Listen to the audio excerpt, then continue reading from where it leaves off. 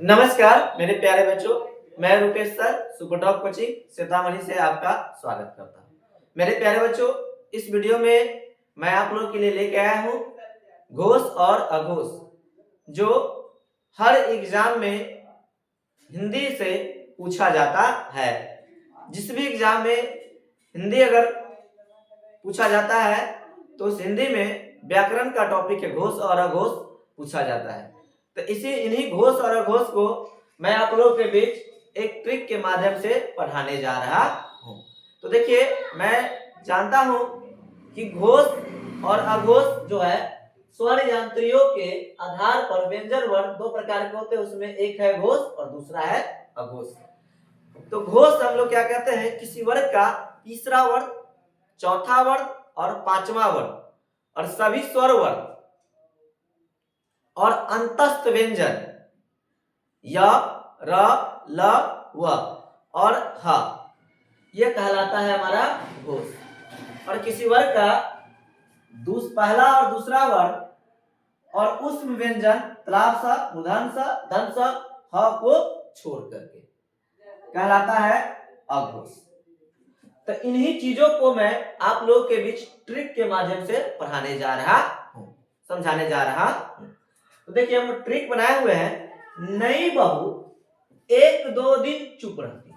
नई बहू एक दो दिन चुप रहती है और 3, 4, 5 दिनों में उच्च स्वर के साथ घोषणा करने लगती है। अब देखिए, नई नवेली दुल्हन आती है ना बुआ, तो वह क्या करती है, पहला दिन और दूसरा दिन उसको पिया के सिवा दुनिया में किसी से पहचान रहता नहीं है।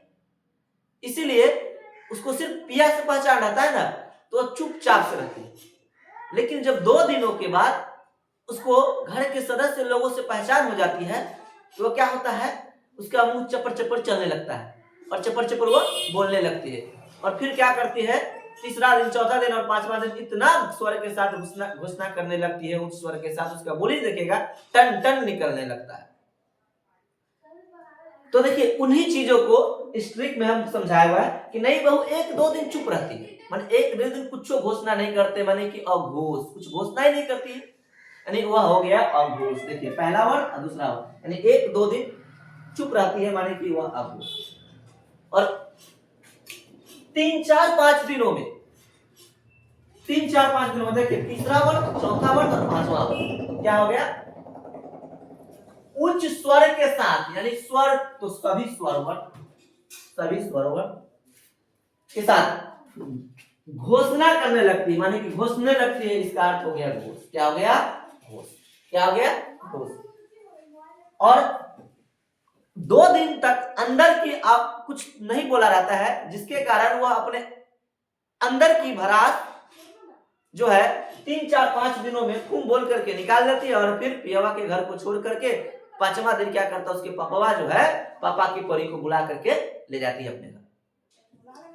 तो अंतस्थ व्यंजन, इससे क्या हो गया, अंतस्थ व्यंजन जो होता है य, र, ल, व, ये जो है आपका क्या कहलाता है, हमारा घोष कहलाता है। और एक अपवाद में है, अंतस्थ व्यंजन के साथ ह भी जो है वह उस व्यंजन में आता है, लेकिन ये है ह, वह होता है हमारा घोष। क्या होता है, घोष होता है।